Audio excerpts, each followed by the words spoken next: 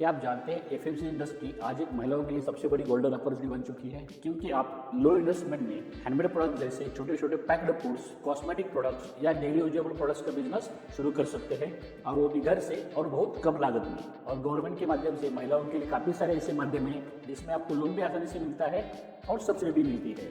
सिर्फ जरूरत है आपके इनिशिएटिव की। और सबसे बड़ी बात, आप ऑनलाइन प्लेटफॉर्म या सोशल मीडिया के माध्यम से आप घर बैठे ही लाखों कस्टमर्स तक पहुंच सकते हैं, और वो भी आसानी से। इसलिए अगर आप एक महिला उद्यमी बनना चाहती है तो एफएमसीजी इंडस्ट्री आपके लिए एक गोल्डन चांस है। तो अगर एफएमसीजी इंडस्ट्री में आपको किसी भी प्रकार का बिजनेस शुरू करना है तो आप हमें फ्री कंसल्टेशन के लिए संपर्क कर सकते हैं। आपको फ्री में ही हर सलाह दी जाएगी। और ऐसी छोटी छोटी जानकारी के लिए चैनल को सब्सक्राइब जरूर कीजिए। धन्यवाद।